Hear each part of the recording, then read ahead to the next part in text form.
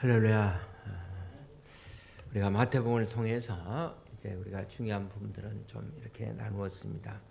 이제 오늘부터 우리가 에레미야서에 나오는 귀한 말씀들을 통해서 우리가 처음부터 이렇게 1장에부터 하지 못하고 에레미야서에 나와 있는 중요한 말씀을 우리가 시리즈로 이렇게 보시면서 오늘을 나누도록 하겠습니다. 자, 오늘은 33장 1절입니다. 우리 목장교회 비전에 관해서 자, 미국에 존경받는 영적 지도자였던 골든 메달골드라는 분이 계십니다. 이분이 한 번은 도덕적인 실수를 한 적이 있었습니다.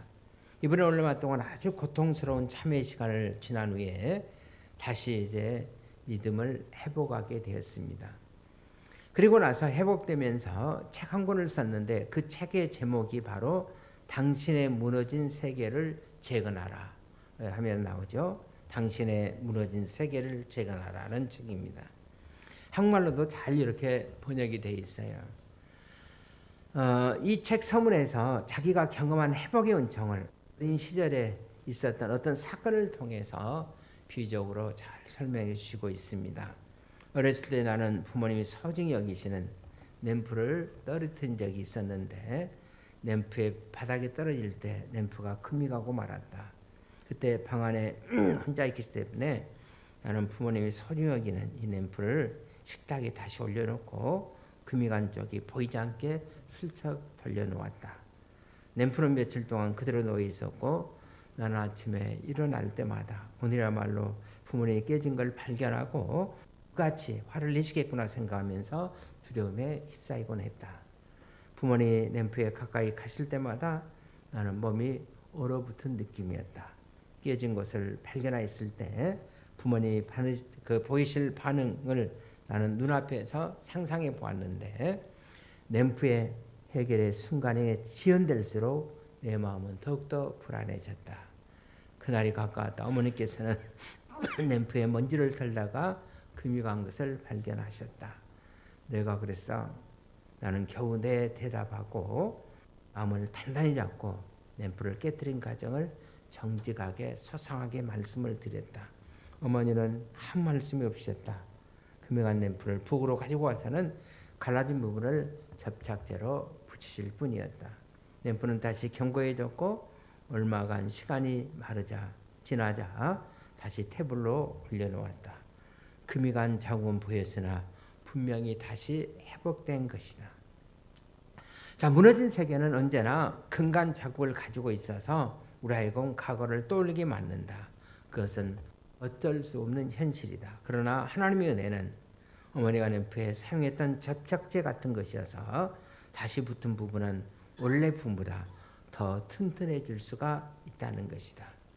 자, 오늘 우리가 같이 보셨던 에레미야 33절은 이런 회복의 은총을 우리에게 보여주시고 있는 말씀입니다.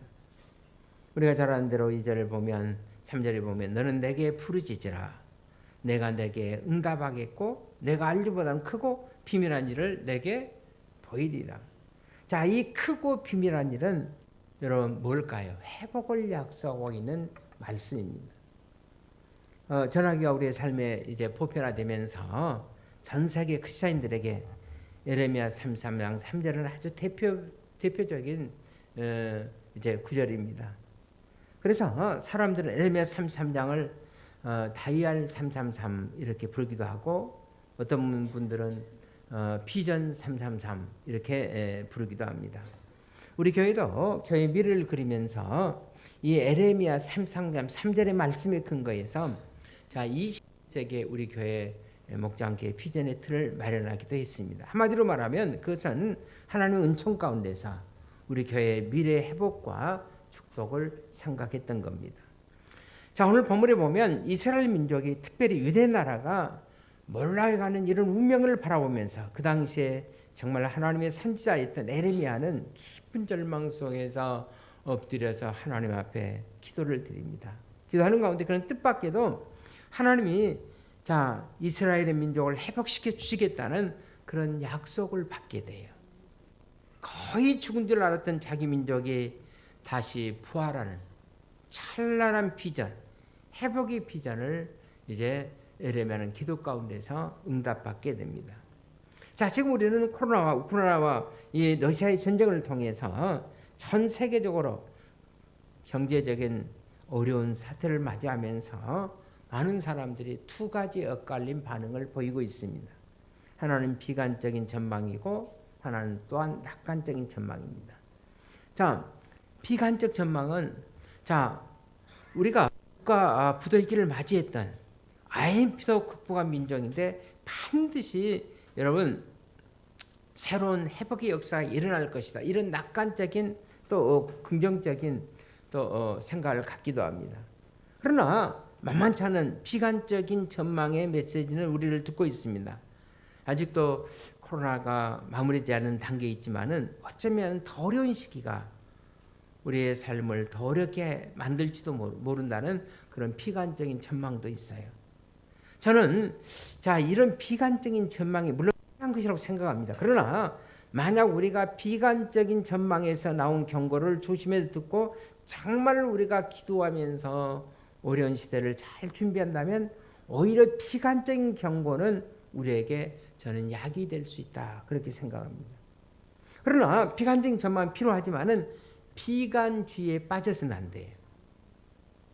우리가 비관주의에 빠져버리면 우리는 이제 다시 일어날 수 있는 희망이 없다는 이러한 낙심을 당연한 존재로 받아들이면 우리는 이제 다시 일어날 수 있는 용기를 잊어버립니다.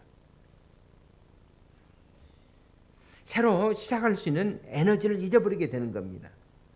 그래서 우리에게는 여전히 낙관적인 기도가 저는 무엇보다도 필요하지 않나 그렇게 생각합니다. 그렇습니다.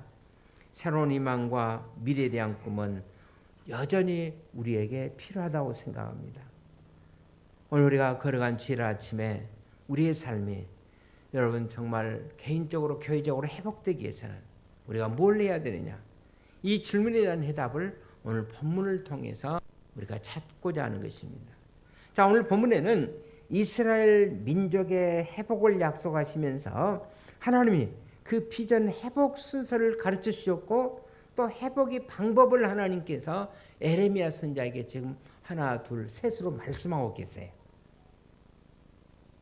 이 비전이 회복되도록 우리가 붙잡아야 할 그러면 하나님의 방법이 뭔가 오늘 성경을 통해서 우리가 묵상하고자 합니다. 오늘 성경의 본문에 보면 세 가지로 나와 있어요. 첫째 단계는 영적 회복의 단계예요. 이것을 우리는 회복의 출발점이라고 말할 수 있습니다. 여러분, 영적 회복이 뭔가? 쉽게 말하면 하나님과의 관계를 회복하는 거예요. 지금 이스라엘 민족이 바벨론의 침공을 받으면서 오늘 성경 본문은 나라가 멸망할 위기에 지금 서 있습니다. 물론 여러 가지 원인들이 많이 있겠지만은 그러나 성경은 그것을 가르쳐서 뭐예요? 죄 때문이었다 그렇게 말합니다. 여러분, 죄가 민족을 무너지게 만든 거예요. 지금 죄가 민족을 그냥 흔들고 있는 겁니다. 그렇다면 이 민족이 어떻게 회복될 수가 있는가? 죄가 민족을 무너뜨리게 만든 것이라면 여러분, 우리가 이 죄 문제를 해결해야 되지 않겠습니까? 여러분, 죄 문제 해결 방법은 딱 하나밖에 없어요. 뭐죠? 회개. 그리고 하나님의 용서를 받으셔야 합니다. 바로 하나님의 용서가 여러분 회복의 새로운 출발점이 될 수가 있다는 겁니다.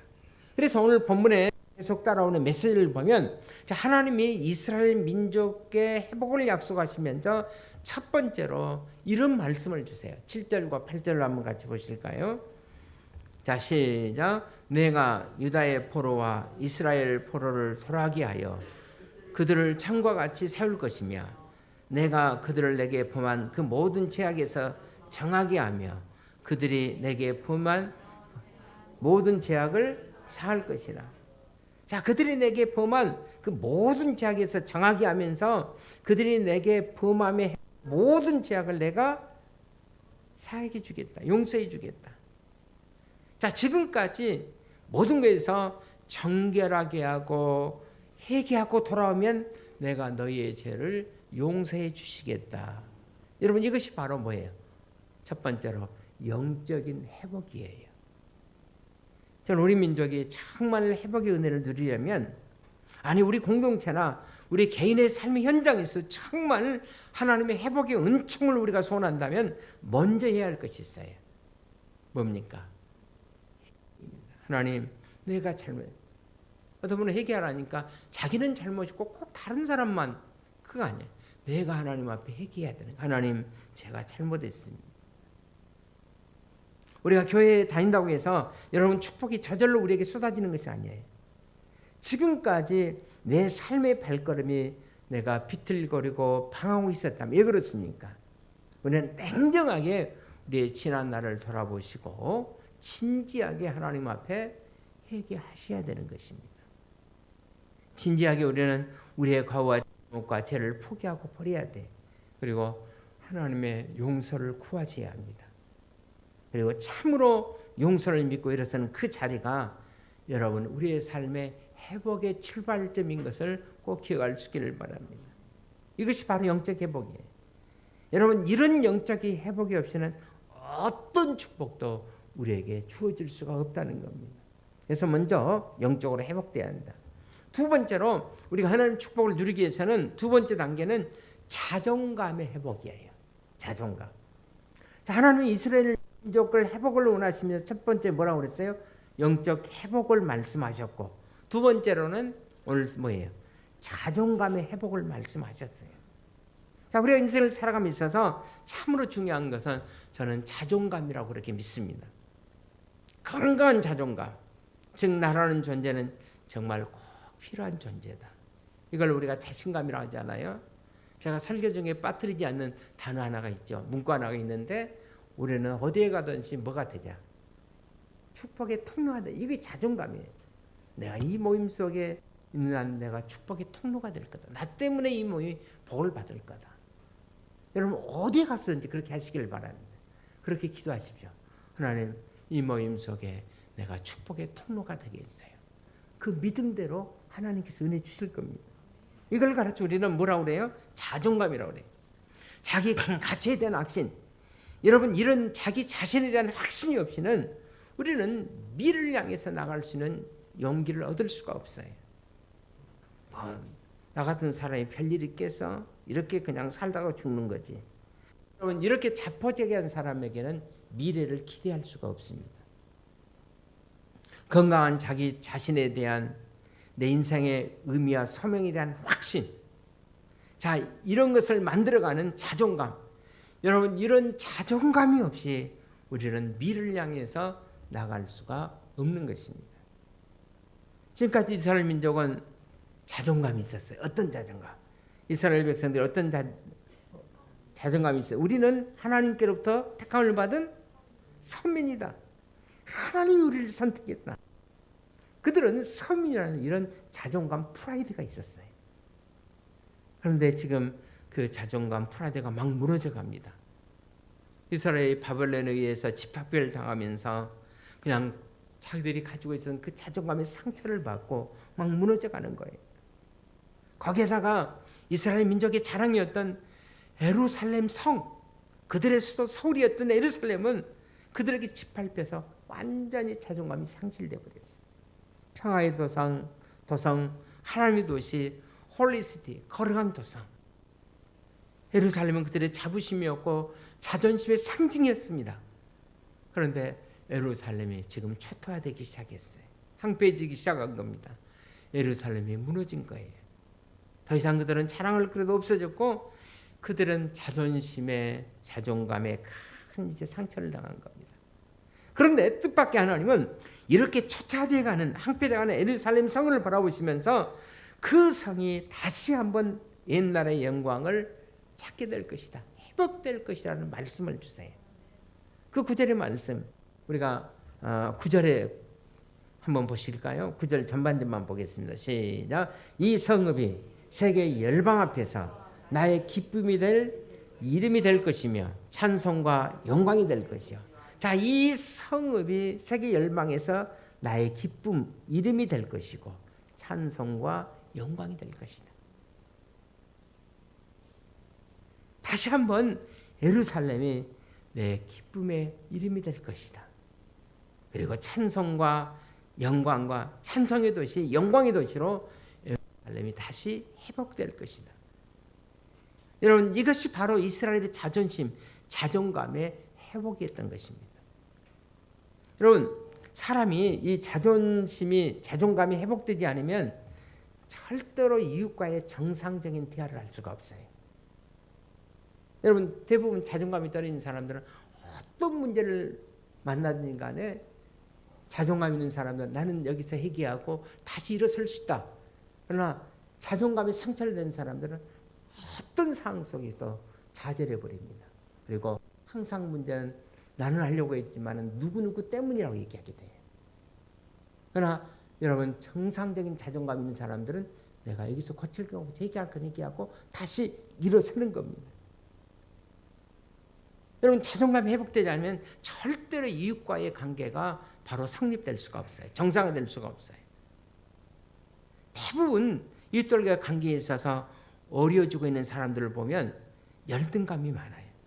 그런 사람일수록 저는 먼저 자존감이 회복돼야 된다고 믿습니다.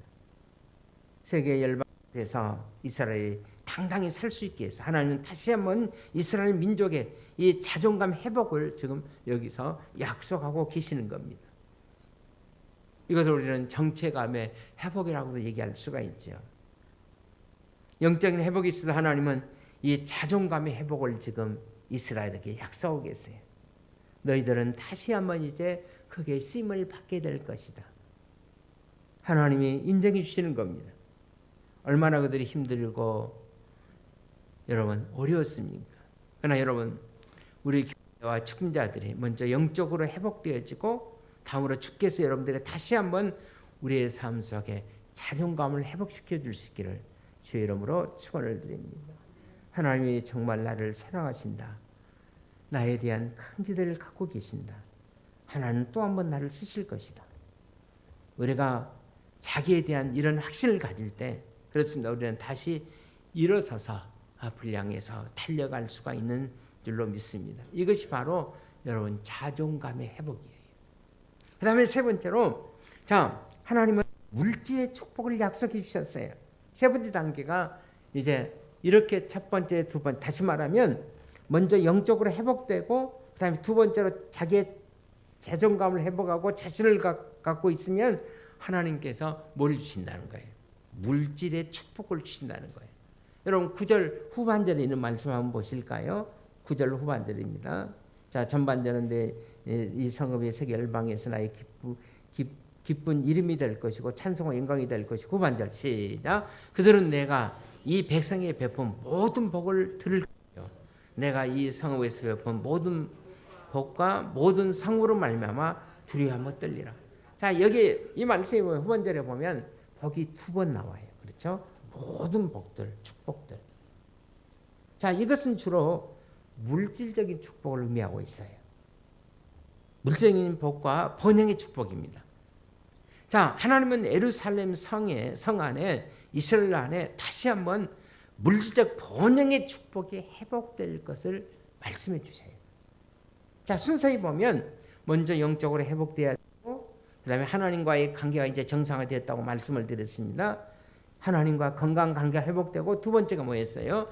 자존감이 회복돼야 하며, 그리고 세 번째는 그런 사람들에게는 뭘 주신다? 물질의 회복을 주신다는 거예요. 자, 왜 이 순서가 중요합니까? 우리가 하나님과의 관계가 제대로 맺어져야 그 다음에 우리가 자존감이 회복되고, 그래서 이웃들을 향해서 나갈 수가 있어요. 여러분, 열등감이 많으면, 상처가 많으면 이웃들과 제대로 관계를 맺지 못하는, 그래서 이웃 앞에 설 때는 자꾸 오버액션을 하게 되는 거예요. 그래서 교만하게 되고, 그래서 이웃들과의 정상적인 관계를 맺지 못하는 겁니다. 그러나 우리가 건강한 자존감을 갖게 되면 여러분 이웃들과의 항상 대하는 어떻습니까? 부드러워요. 자유로워요. 여러분 대부분 우리가 어떤 모임에 가면 막 자기를 드러내려고 하는 사람들 있죠. 그럼 뭔가 문제가 있잖아요. 가만히 있어도 때가 되면 그걸에서 필요하면 높여주시는 거예요. 내가 하나님과의 관계가 제대로 되고 하나님을 제대로 섬길, 그리고 이웃을 제대로 섬길 준비가 되어 있다면 하나님께서 하나님 잘 섬기고 이웃을 잘 섬길 수 있도록 이제 뭘 주시겠습니까? 물질의 복을 주신다는 거예요. 그러니까 이 순서가 굉장히 중요해요. 이런 산상수훈에서 주님께서 말씀하신 그 정신과도 일치합니다. 너희가 먹을 거 입을 거 염려하지 말아라. 공중에 나는 새를 보라. 여러분 틀의 백합화를 보라. 그리고 이 말씀의 마지막 결론이 뭡니까? 그러나 너희가 이런 거 저런 거 다 걱정하지 말고 너희는 먼저 해야 될 것이 있다. 뭐예요? 그 나라와 그 일을 구하라 그랬어요. 우리가 정말 하나님 나라를 구하고 하나님 영광을 위해서 살기로 결단하고 내 인생의 주이신 하나님을 하나님 되심을 인정하고 내가 이웃들을 제대로 섬기기를 원하신다면 어떻게 해요? 그러면 너희가 먼저 그 나라와 의를 구하면 이 모든 것을 너희에게 더해 주시겠다. 먹을 것, 입을 것 모든 축복 하나님께서 더해 주시겠다는 거예요. 이 모든 것이 뭡니까? 우리의 삶에 필요한 모든 것들을 하나님께서 주시겠다는 거예요. 우리가 기도할 때 대부분 보면 하나님 물질 복 주셔서 잘 섬기게 해달라 이렇게 기도하는데 그거는 바른 순서의 기도가 아니에요. 제가 성구 영신 예배 때 여러분들이 주신 기도의 제목 받지 않습니까? 축복 기도해드리고 보면 첫 번째, 두 번째가 딱 거의 90% 이상이 다 그래요. 무슨 내용이냐면 하나님 건강에 우리 가족 건강에 복 주시고 두 번째 물질에 복 주시고 그러나 여러분 물질의 복 이전에 먼저 우리가 가져야 할 것은 영적인 회복이에요. 다시 말하면 하나님과의 바른 관계를 가지셔야 합니다. 그리고 나서 내가 자존감이 회복이 되면 하나님을 섬기고 이웃을 섬길 수 있는 준비가 제대로 되어 있다면 하나님은 하나님 잘 섬기고 이웃을 잘 섬길 수 있도록 그리고 다른 민족을 섬길 수 있도록 내가 이만하면 축복을 만하다. 그때 하나님께서 우리 민족 속에 또 우리 공동체 속에 우리 개인들 속에 하나님께서 물질의 복을 주시는 것입니다. 이게 복의 순서예요. 우리가 교회적으로 21세기를 준비하면서 우리에게 비전 1330의 비전을 준비했습니다. 첫 번째는 우리가 이런 뭐죠? 1330 이런 1000명의 목장원들 1000명을 세우시면 좋겠다. 교회 크도록 하기 위해서 그런 뜻을 세운 거 아니에요. 그래도 한 1000명쯤 돼야 우리가 어려운 교회들을 돕고 세계 선교하는 크게 쓰임을 받으시지 않겠나. 물론 있으면 12지대를 가지고도 전 세계를 변화시켰어요. 그래도 그 정도 돼야 우리가 구제도 하고 선교도 제대로 할 수가 있지 않겠는가. 그래서 하나님 앞에 1000명의 목장을 구했습니다.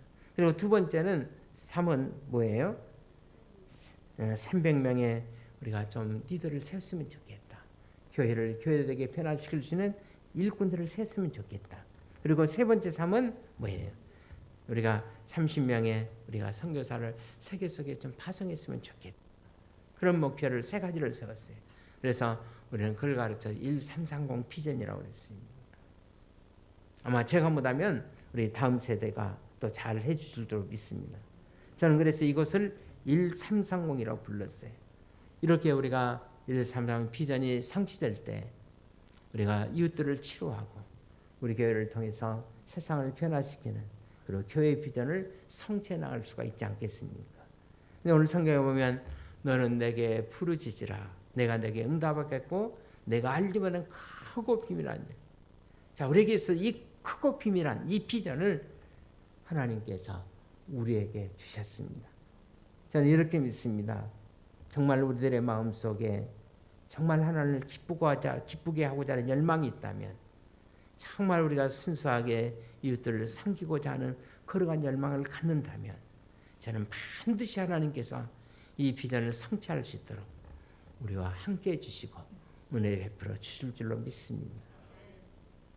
우리가 만약 이 뚜렷한 비전, 이 순결한 비전을 나아간다면 하나님의 비전 성취에 대한 모든 필요한 것들을 우리에게 다 하나하나 공급해 줄 줄로 믿습니다. 이것이 교회 130의 비전이에요.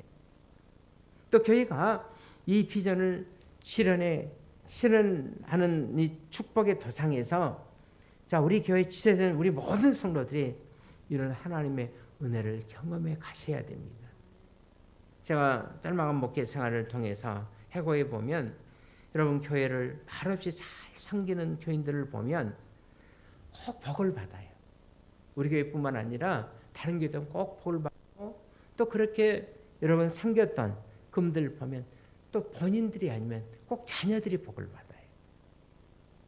우리 교회가 하나님 비전을 실현하는 이 도상의 과정이 있어서 우리 교회 지체가 된 모든 성도들, 개개인들의 가정과 그리고 성업과 직장과 이런 삶에 이런 우리 교회도 큰 축복을 누렸으면 좋겠어요.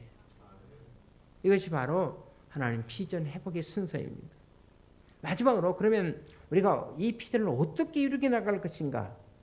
이 비전 실행의 방법을 한마디로 말하면 실현 방법은 무엇보다도 믿음이라고 생각합니다. 자, 어떤 믿음이 필요합니까? 하나님에 대한 믿음. 자, 비전 회복의 주체, 비전 회복의 실현의 주체는 누구예요? 하나님이시기 때문에. 이런 하나님이 여러분과 저에게 이런 꿈을 주셨다면 이런 꿈이 실현될 수 있도록 하나님 신실하신 하나님께 도와줄 수 있도록 계속해서 이런 믿고 기도할 수 있기를 바랍니다. 저는 정말 여러분과 제가 그 하나님을 믿을 수가 있는가? 정말 그 하나님을 신뢰할 수가 있는가? 오늘 본문에 보시면 에레미야가 경험한 하나님, 그 하나님은 어떤 하나님이었어요? 33장 2절을 한번 같이 보실까요? 시작. 일을 행하시는 여호와, 그것을 만들며 성취하시는 여호와, 그 이름을 여호와라는 이가 이같이 이르시는도다. 자, 일을 행하시는 여호와, 그것을 지어 성취하시는 여호와. 자, 에레미야가 경험한 바로 하나님이셨어요. 무슨 말입니까? 하나님은 일을 시작하고 그것을 파티하시는 하나님이 아니라는 거예요. 일을 지어서 마침내 그것을 이루시는 하나님, 성취하시는 하나님. 일을 시작하면 반드시 완성해 주시는 하나님. 우리가 원색적인 말로, 요즘 말로 표현하면 일을 시작하면 반드시 그 하나님은 끝내주시는 하나님. 네. 우리 한번 따라합시다. 끝내주시는 하나님. 그렇습니다. 일을 시작하면 그 일을 끝내주시는 하나님. 그 일을 완성시켜주시는 하나님. 그렇습니다. 그 하나님이 바로 여러분과 제가 믿고 있는 하나님이세요. 이 하나님을 가르쳐서 우리는 뭐예요? 알파와 오메가예요. 알파가 뭐죠? 그냥 양파입니까? 처음. 히브리어 그 시작할 때 처음 글자가 알파, 마지막이 오메가 글자예요. 우리가 처음 우리나라 글자 시작은 격, 그 다음에 마지막이 힛. 그래서 처음과 마지막. 그러니까 그 하나님, 알파 오메가신 하나님께서 반드시 그 일을 계획하셨으면 그 일을 이루도록 도와주시는 전지전능하신 하나님. 사랑하신 여러분, 여러분들이 이 하나님을 믿으시고 이 하나님의 도우심을 받으면서 살아갈 수 있기를 주의 이름으로 축원을 드립니다. 이 하나님께 대한 믿음이 있어야 돼. 이것이 바로 이런 실현의 방법, 축복의 실현의 방법. 한 걸음 더 나가서 우리 하나님을 이렇게 믿을 뿐만 아니라 하나님의 약속을 여러분 믿으셔야 합니다. 하나님을 믿을 뿐만 아니라 하나님의 약속을 믿어야 돼. 우리가 성경에서 발견된 하나님, 여러분 성경에서 내가 성경을 읽을 때마다 저에게 부딪히는 하나님은 어떤 하나님이냐면 약속하시는 하나님, 언약하신 하나님이에요. 여러분 성경에 보시면 성경은 하나님의 약속으로 다 가득 차 있어요. 자꾸만 우리에게 약속하십니다. 그래서 제가 여러분들에게 성경을 볼 때 그냥 보죠. 1인칭으로 보라고 그랬잖아요. 아브라함에게 말씀하시되 이거는 내게 말씀하고 아브라함의 약속하면 내게 주신 약속을 믿을 때 아브라함의 복이 내게 주신 복이 되는 줄로 믿습니다. 오늘 성경에 보십시오. 자, 하나님께서 아브라함을 향해서 아브라함아 나하고 약속하자. 또 그 약속을 하시고 또 다윗을 향해서 다윗아 나하고 약속을 하자. 그래서 오늘 본문에도 보면 하나님께 누구하고 약속합니까? 에레미야하고 약속을 해요. 내가 너희 민족에 대해서 내가 약속을 해주겠다. 그 놀라운 약속이 오늘 10절에다 10절의 말씀이 너무 중요해서 11절 같이 이렇게 써놓은 것 같아요. 11절을 놓고 12절로 이제 넘어가는데 10절 11절입니다. 우리 한번 같이 보실까요? 시작. 여호와께서 이같이 말씀하시니라. 너희가 가리켜 말하기를 항폐하여 사람도 없고 짐승부터 하던 여기 곧 항폐하여 사람도 없고 주민도 없고 짐도 없던 유다 성읍들과 예루살렘 거리에서 즐거워하는 소리, 기뻐하는 소리, 신랑의 소리, 신부의 소리와 및 만군의 여호와께 감사하라. 여호와는 선하시니 그 인자심이 영원하다는 소리와 여호와의 성전에 감사를 드리는 자들의 소리가 다시 들리니 이는 내가 이 땅에 포로들을 돌려보내어 지난날처럼 되게 할 것입니다. 여호와의 말씀이니라. 자, 이 말씀 무슨 얘기냐면 우리가 좀 한 구절이 너무 깁니다만은 자, 지금 에레미야 선지자에게 하나님은 망해져가는 이스라엘 향한 에레미야에게 주신 이제 새로운 약속의 메시지. 하나님 말씀한다. 유다 성읍과 예루살렘 거리에 어떻습니까?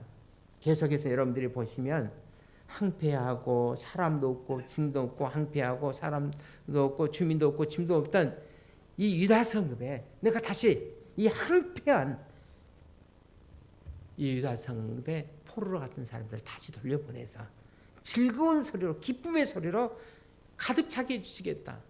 신부의 신랑의 소리, 신부의 소리. 여러분 결혼잔치는 정말 즐거운 곳 아닙니까? 그런 걸로 가득 차게 해주겠다. 거리마다 기쁨의 소리, 신랑의 소리, 신부의 소리, 만군의 여호와 앞에 감사하는 소리, 감사제를 드리는 소리 들리게 해주겠다. 이 땅의 포로들을 내가 지난날처럼 다시 돌아오게 해주겠다. 회복의 말씀이 바로 10절에 있는 말씀이에요. 그렇습니다. 하나님은 어떤 하나님? 약속하는 하나님, 언약의 하나님. 여러분 올해도 얼마 남지 않았는데 여러분 성경을 깊이 있게 보시길 바랍니다. 하나님이 내게 주시는 약속의 말씀이 뭔가? 하나님께서 어떤 말씀을 내게 어떤 분은 아니 목사님 약속 주신 거 없는데 성경 안 보셔도 그래. 성경 보시고 은혜가 되면 내게 주신 말씀으로 이걸 가르쳐 우리가 뭐라고 그러죠? 레마라고 그래요. 내게 주신 말씀으로 받는 거예요. 오늘 성경 이 말씀에도 보면 내가 삶이 정말 힘들고 포로가 된 것 같고 고통스럽고 우리의 가정이 힘들고 직장이 힘들고 어려웠다 할지라도 이렇게 돌아오게 하시는 회복시켜 주신다는 거예요. 예레미야에게 약속한 하나님은 누구에게? 내게 지금 약속하신 하나님이에요. 이 약속의 말씀을 붙들면 하나님이 그 약속하신 그 말씀이 내게 축복의 메시지가 된 줄로 믿습니다. 내가 너를 이렇게 하리라. 그러면 그것이 이제 내 꿈이 되는 거예요. 내 비전이 되는 거예요.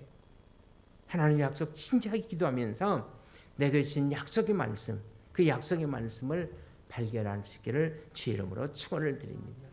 그 약속의 말씀을 믿으시기 바랍니다. 하나님께서 이렇게 에레미야를 통해서 말씀하시고 내게 말씀하신 것은 나를 이렇게 하나님께 쓰시고 하는구나. 우리 목장교회 성도님들에게 이렇게 지금 항폐한 것 같았지만은 이렇게 하나님이 쓰시고자 하시는구나. 우리 가정을 이렇게 가정 속에 역사하시는구나. 나를 향한 하나님의 계획. 여러분 그것이 오늘 본문을 통해서 우리에게 주신 약속입니다. 그러므로 그 하나님의 약속을 여러분 철저하게 신뢰하십시오. 하나님 믿으시고 하나님 약속을 믿으시고 한 걸음 더 나아서 하나님의 약속을 가지고 믿음으로 하나님 앞에 구할 수 있기를 바랍니다. 하나님에게 약속 주셨어요. 이제 비전을 주셨습니다. 그렇다면 그 비전을 이루기 위해서 33장 이제 3절에 있는 말씀 보십시다. 시작. 너는 내게 부르짖으라. 자, 여기까지. 너는 내게 부르짖으라 그랬어요. 이제 하나님께서 에레미야 선지자를 통해서 약속을 주셨어요. 항폐했던 땅에 다시 신랑의 소리, 기쁨의 소리, 감사의 소리 이제 들리게 할 것이다. 약속을 주셨어요. 그리고 나서 하나님께서 이제 얘기하기를 너는 내게 뭐예요? 약속 주시고 기도하라는 거예요. 오늘 지락교회 제가 말씀하면서 이 말씀 잠깐 했더니 부르짖으라고 뭐지? 그러니까 소리치라는 거예요. 여러분 소리를 치시기를 바랍니다. 하나님 우리의 목소리를 높여서 하나님 내게 그 약속이 이루어지도록 내게 복을 주세요. 여러분 기도는 뭡니까? 한마디로 말하면 하나님의 약속을 실현하는 방편이에요. 따라서 하시기를 바랍니다. 기도는 하나님의 약속을 실현하는 방편이다. 그렇습니다. 하나님이 약속하셨으면 기도는 그 약속을 이루가는 편이에요. 여러분 에스겔 36장 36절 우리 한번 같이 보시기를 바랍니다. 이스라엘 민족에 대한 회복의 약속이 여기에도 기록되어 있는데 우리 한번 같이 봅시다. 시작. 너희 사방에 남은 이방 사람이 나 여호와가 무너진 것을 건축하며 황폐한 자리에 심은 줄을 알리라. 나 여호와가 말하였으니 이루리라. 자, 무너진 것을 내가 다시 이제 건축하겠다. 바벨론 포로로 갔던 사람들이 다시 다 돌아오게 하고 황폐했던 부분들이 다시 건축되게 할 거다. 그 다음에 또 뭐라고 그랬어요? 그렇게 하도록 해서 내가 말하였으니 내가 반드시 이룬다. 내가 말했으니 이룬다. 약속이 있으면 하나님 그러면 하시면 되는 건데 그 다음에 성경이 어떻게 얘기합니까? 37절 우리 한번 다 같이 보시다. 시작. 주 여호와께서 이같이 말씀하냐. 그래도 이스라엘 족속이 이같이 자기들에게 이루어 주시기를 그 다음에 뭐예요? 구해야 할지라. 내게 구해야. 참 재미있는 말씀이죠. 하나님께서 비전을 주셨어요. 그렇게 한다고 말씀해 주셨습니다. 약속이 주셨어요. 내가 약속했지만은 그래도 너희들이 그 약속이 이루어지기 위해서는 내게 뭐 해야 된다고요? 기도해야 된다는 거예요. 우리 인생을 향한 우리의 삶을 향한 놀라운 계획 하나님께서 우리에게 비전을 주셨어요. 성경의 말씀을 통해서 꿈을 주셨습니다. 그런데 그 언약의 하나님께서 그 꿈이 이루어지기 위해서는 그래도 너희들이 내게 뭐 해야 된다는 거예요? 기도해야 된다는 거예요. 결국 저는 인생을 사는 사람들의 방법은 두 가지 유형밖에 없다고 생각합니다. 하나는 뭐냐면 어떤 사람들은 역경과 시를 만날 때 삶이 어려워질 때 두 종류를 볼 수 있는데 한 종류는 뭐냐면 어떤 사람은 고난과 시련 속에서도 하나님을 믿고 하나님 바라보고 다시 일어섭니다. 믿고 기도하면서 다시 일어섭니다. 그런 대표적인 사람이 우리가 새벽마다 묵상했던 누구 있죠? 요셉이잖아요.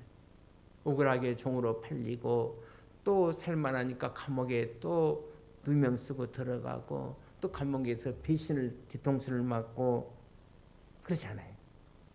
그래서 그는 차절하지 않고 말씀 맺고 꾸준하게 일어섭니다. 하나님께서 그를 애굽에 뭐로 만들어 주세요? 총리로. 하나님의 뜻은 요셉을 총리로 만드는 데 뜻이 있는 것이 아니라 자기 민족을 거기서 태동시키려고 하는 큰 요셉을 통한 하나님의 꿈이 있었어요. 그것이 하나님의 섭리였습니다. 그러니까 우리의 삶도 저는 마찬가지로 생각합니다. 우리가 고난 속에 있을 때 어떤 사람들은 그 고난 찾아오면 이거는 누구누구 때문이라고 항상 얘기 원망하고 불평한 사람이 있고 그래서 자질해버리고 어떤 사람은 원망과 불평이 아니라 고난 속에서 회개하고 다시 서는 겁니다. 다시 미래를 바라보고 일어서는 거예요. 앉아있는 자리에서 다시 일어서는 거예요. 여러분 이 두 종류 가운데 어떤 사람이 되기를 원하십니까? 제가 서두에 시작했던 골든 그 맥도날드의 책에 보면 이런 얘기가 있어요. 제가 좋아하는 얘기에서 옛날에도 한번 언뜻 얘기한 기억이 있는 것 같아요. 아주 오래전에 영국의 어떤 그 목장지대 시골 마을에서 일어났던 얘기입니다. 두 청년이 절도하다가 이제 붙잡혔어요. 그래서 재판을 받아서 4년 동안의 감옥 생활을 하게 됩니다. 이 사람들은 좀 제법 무례가 있다. 법원에서 그렇게 생각해서 우리나라도 그 아이들에게 막 이상한 성을 뭐 추행하고 이렇게 하는 사람들은 어떠죠? 나와도 다시 교육받고 뭐 전자발찌 채우지 않아요. 그럼 몰라요? 그런 것처럼 그냥 이 친구들도 제법 무례가 있다. 그렇게 생각해서 그냥 이마에다가 S자를 새겨버렸어요. 이 S자는 뭐냐면 스텔링, 뭐죠? 도둑놈이라는 거예요. 그러니까 사람들이 볼 때 저 친구 도둑놈이다. 그 인식을 주기 위해서. 그래서 두 친구에게 도둑놈이라는 차자, 스텔링이라는 차자, S자를 딱 새겨버렸어요. 제가 생긴 거 아니에요. 그랬더니 한 친구는 사회를 원망하고 하늘을 원망하면서 그냥 마을을 조용히 떠나버렸습니다. 그런데 한 친구는 그래 내가 이런 벌을 받는 것이 마땅하다. 나는 다시 여기서 제기를 해야 되겠다. 하나님 믿고 이제 인생에 대한 새로운 도전을 시작했습니다. 열심히 살았어요. 처음에는 사람들에게 오해도 받고 무시도 받았지만 정말 착하게 살았습니다. 이웃들이 어려울 때 이웃들을 돕는 삶을 그렇게 살았어요. 그랬더니 사람들은 서서히 이 사람의 나쁜 것에 대한 각오를 잊어버리기 시작했어요. 문신은 남아 있었지만은 사람들은 전혀 그걸 쓰지 않았어요. 자기 스스로 잃어버리기 시작했습니다. 그러던 어느 날, 오랜 세월이 지난 어느 날 길에 두 소년이 길을 지나고 있다가 먼 발치에서 할아버지가 지나가는 모습을 봅니다. 두 친구가 이렇게 얘기를 나눴어요. 야, 저기 우리가 제일로 좋아하는 할아버지가 지나가신다. 그랬더니 한 친구가 저 할아버지 이마에 새긴 S자가 뭘까? 이렇게 생각했어. 그랬더니 한 친구가 얘기하는 너 뭔 줄 아니? 그랬더니 한 친구가 이렇게 대답했다고 합니다. 나는 할아버지 이마에 S자가 새겨진 것이 뭔지는 잘 모르지만은 아마 우리 마을 사람들이 다 좋아하는 것으로 봐서 아마 저 할아버지 이마에 새겨진 S자는 세인트가 뭐지? 성자라는 뜻이에요. 성자의 시작이 S예요. 처음에 말씀드린 도둑놈의 시작도 S라면, 스펠링 S라면 세인트 성자의 시작도 아마 성자여서 아마 저런 S자가 새겨져 있었을 거예요. 그렇게 얘기합니다. 여러분 얼마나 완벽한 회복이에요. 얼마나 완벽한 제기입니까? 저는 올 후반기 우리 성도들에게 있어서 정말 회복의 기회가 됐으면 좋겠어요. 영적으로 회복하고 우리의 자존감이 회복이 되고 그래서 하나님께서 우리에게 주시려는 물질의 축복도 누릴 수 있기를 바랍니다. 그렇습니다. 지나간 한 해의 시련과 역경을 치료하고 하나님의 은총의 회복을 경험하면서 놀라운 축복을 경험하는 후반기가 됐으면 좋겠어요. 오늘부터 이제 우리 또 시작되는 3주간의 주일날 오후의 풍집회를 통해서 좋은 강사님 주시는 말씀을 가슴에 담으세요. 회개할 바는 회개하면 하나님은 나를 불쌍히 여기시고 또 나를 긍휼히 여기셔서 은혜 주실 겁니다. 또 버릴 것은 버리고 나면 하나님께서 더 좋은 것으로 채우실 줄 믿습니다. 그래서 영육 간에 회복의 역사가 일어나는 귀한 기회가 될 수 있기를 주의 이름으로 축원을 드립니다. 우리 기도하겠습니다. 우리 다시 한번 기도할 때 우리의 영적으로 하나님 회복될 수 있도록 은혜를 달라고